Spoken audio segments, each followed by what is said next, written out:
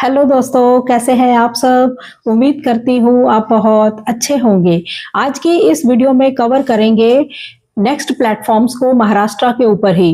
पिछली वीडियो के अंदर हमने महाराष्ट्र पर ही एग्जीबिशंस को कवर किया था कि वहां पर कौन सी एग्जीबिशन और फेयर्स लगते हैं, तो उसी को आगे नेक्स्ट पार्ट में कवर करते हैं। कुछ और प्लेटफॉर्म्स अभी रहते थे, ठीक है। तो आज की वीडियो में नेक्स्ट प्लेटफॉर्म्स को कवर करेंगे महाराष्ट्र के अंदर ही।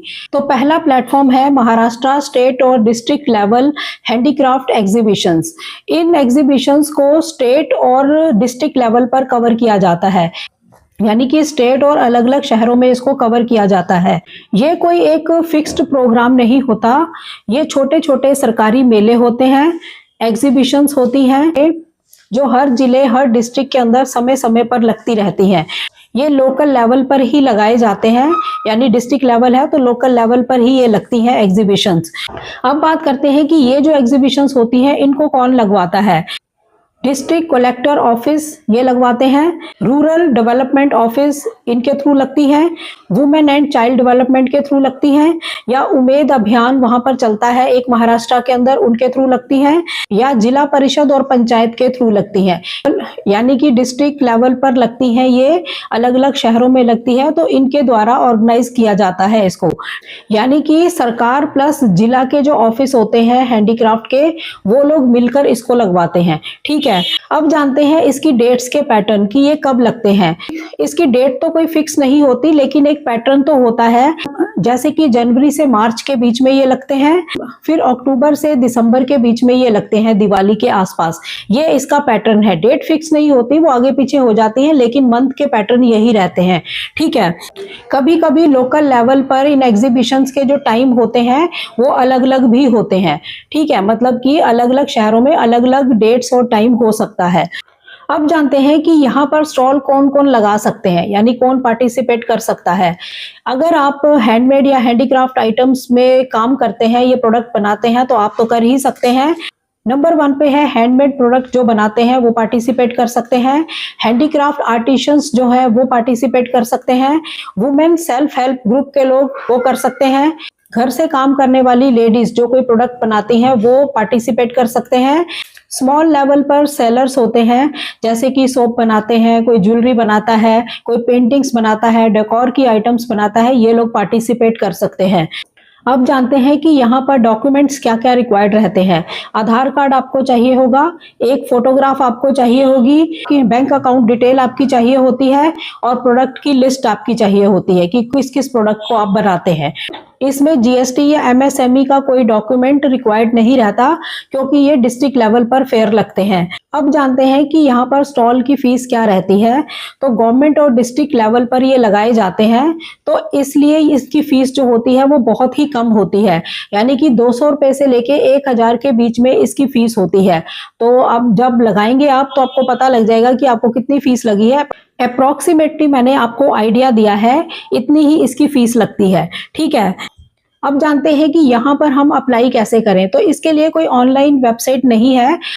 इस एग्जीबिशन में पार्टिसिपेट करने का, अप्लाई करने का तरीका बहुत ही सिंपल है। आप इसको डिस्ट्रिक्ट रूरल डेवलपमेंट ऑफिस जाकर अप्लाई कर सकते हैं, उमेद ऑफिस जाकर आप अप्लाई कर सकते हैं, कलेक्टर ऑफिस नोटिस बोर्ड से आपको पता लग सकता है, यानी कि यहाँ से आपको फॉर्म मिल जाएगा, आप वहां पर जाकर फॉर्म फिल कर सकते हैं।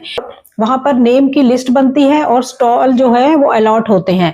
इस तरह का प्रोसीजर रहता है इनका, ठीक है। नेक्स्ट है कि महाराष्ट्र के अंदर क्राफ्ट इवेंट्स भी लगते हैं। बहुत सारे क्राफ्ट इवेंट्स भी यहाँ पर लगते हैं, जिसको कम्युनिटी बाजार टाइप आप कह सकते हैं। ये गवर्नमेंट एग्जीबिशंस नहीं होती, प्राइवेट कम्युनिटी द्वारा ये लगवाई जाती हैं। इसके ऑर्गेनाइजर लोकल होते हैं, जैसे कि सोसाइटी, मॉल, ग्राउंड, एनजीओ या प्राइवेट ग्रुप्स, ये लोग इसको लगवाते हैं। नंबर 1 पे है Aroli PCMC shopping festival crafts, ये लगता है। अरोली पीसीएमसी यानी कि पिंपरी चिंचवाड़, नवी मुंबई जैसे एरिया के अंदर ये लगता है।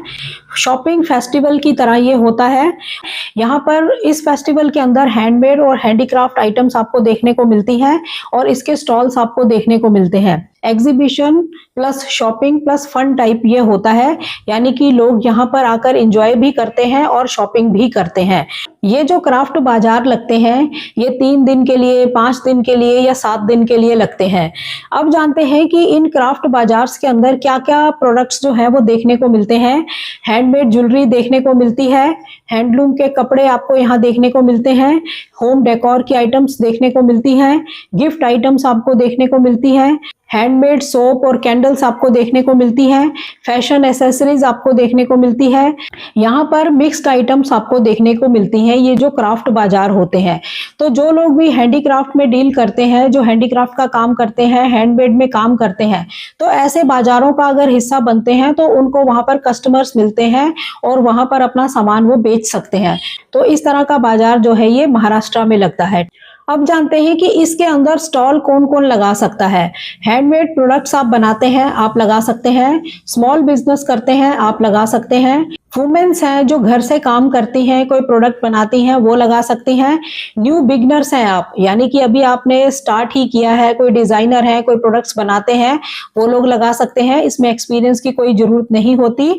इसमें गवर्नमेंट रजिस्ट्रेशन जरूरी नहीं है क्योंकि ये प्राइवेट लेवल पर लगता है, तो इसमें गवर्नमेंट सर्टिफिकेट या रजिस्ट्रेशन की आपको जरूरत नहीं होती। अब जानते हैं कि यहाँ पर डॉक्यूमेंट क्या लगेंगे। आधार कार्ड आपका लगेगा, 1-2 प्रोडक्ट की फोटोग्राफ्स आपकी लगती हैं, कॉन्टैक्ट डिटेल आपकी लगती है, जीएसटी यहाँ नहीं मांगी जाती। अब जानते हैं कि यहाँ पर कितनी फीस लगती है। तो यहाँ पर जो फीस है वो गवर्नमेंट से थोड़ी ज्यादा लगती है। तो अप्रोक्सीमेटली मैं आपको आइडिया देती हूँ, 2000 से लेकर 6000 के बीच में आपको फीस पे करनी होगी। ये स्टॉल के साइज पर डिपेंड करता है। बड़ा स्टॉल है तो फीस ज्यादा लगेगी, छोटा स्टॉल है तो फीस कम लगेगी।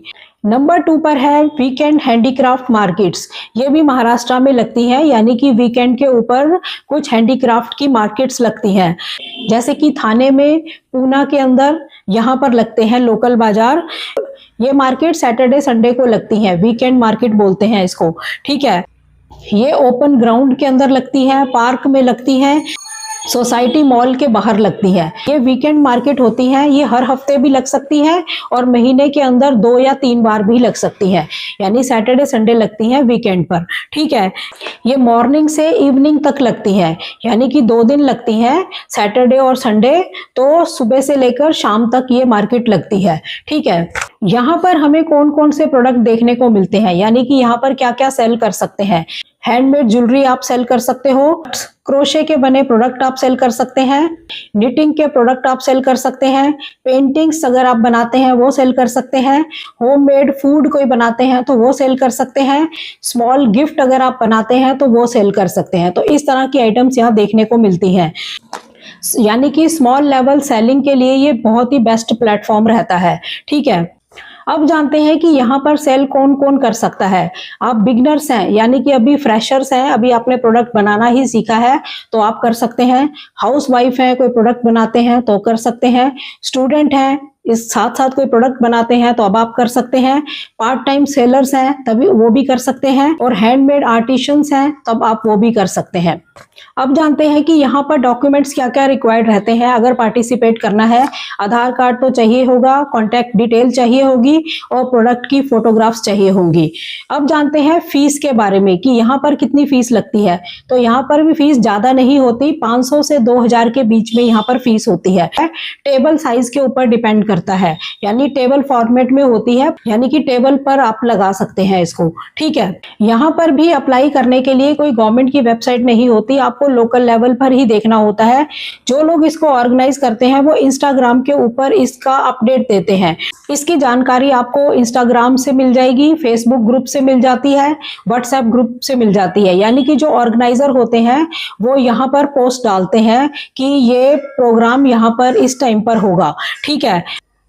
इसको एक एग्जाम्पल से समझते हैं। मान लो आप थाने के अंदर रहते हो मुंबई में, तो वीकेंड मार्केट के लिए ऑर्गेनाइजर ने इंस्टाग्राम पर पोस्ट डाली, यानी कि वो पोस्ट डालेंगे वीकेंड मार्केट के लिए। फिर आप उनको कॉल करेंगे, वो डिटेल मांगेंगे आपके आधार कार्ड या आपके प्रोडक्ट की डिटेल की, वो आपने देनी है। फिर आपने फीस पे करनी है। मान लो आपको 1000 रुपए उन्होंने बताया तो आपने फीस पे करी, फिर आप सैटरडे या संडे में स्टॉल लगा पाएंगे। इस तरह से प्रोसीजर रहता है इसका, क्योंकि ये लोकल ही लगती हैं, ये कोई गवर्नमेंट द्वारा ऑर्गेनाइज नहीं किए जाते, लेकिन ये हैंडीक्राफ्ट के लिए काफी बड़ा प्लेटफॉर्म है। बहुत लोग यहाँ पर अपनी हैंडमेड आइटम्स को बेचते हैं। तो इस तरह के मेले टाइप, बाजार टाइप जो लगती हैं, एग्जीबिशंस या फेयर, उसका भी अगर आप हिस्सा बनते हैं तभी भी आपके प्रोडक्ट जो है काफी सेल हो जाते हैं। ठीक है, ये गवर्नमेंट द्वारा ऑर्गेनाइज नहीं किया जाता, इसको लोकल लेवल पर ही ऑर्गेनाइज किया जाता है। चाहे ये प्लेटफॉर्म गवर्नमेंट ऑर्गेनाइज नहीं करती, लेकिन ऐसे प्लेटफॉर्म के थ्रू भी आप अपने प्रोडक्ट को सेल कर सकते हैं। यानी हैंडमेड और हैंडीक्राफ्ट आइटम्स अगर आप सेल करना चाहते हैं तो ऐसे प्लेटफॉर्म भी काफी बेस्ट रहते हैं। ये बात मैं अपनी वीडियोस में पहले भी कह चुकी हूँ कि जो लोग भी हैंडमेड और हैंडीक्राफ्ट आइटम्स बनाते हैं उनको वीकेंड पे मार्केट्स जरूर कवर करनी चाहिए, क्योंकि इससे उनके जो प्रोडक्ट बने हुए हैं काफी हद तक सेल हो जाते हैं। ठीक है, तो इन 2 वीडियोस के अंदर मैंने महाराष्ट्र को कवर किया कि यहाँ पर कौन कौन सी एग्जीबिशन, फेयर या इस तरह के क्राफ्ट बाजार लगते हैं। तो जो लोग भी महाराष्ट्र से हैंडमेड या हैंडीक्राफ्ट आइटम्स करते हैं वो लोग देख सकते हैं इसको। अगर उन्हें लगता है कि हमने यहाँ पर पार्टिसिपेट करना है तो मैंने डिटेल्स आपको बता दी है। ठीक है, तो चैनल पर नए हो चैनल को सब्सक्राइब जरूर करें, वीडियोस को ज्यादा से ज्यादा शेयर करें ताकि ऐसी इंफॉर्मेशन किसी और के भी काम आ सके। तो मिलते हैं नेक्स्ट वीडियो में, तब तक के लिए थैंक यू। जय हिंद, जय भारत।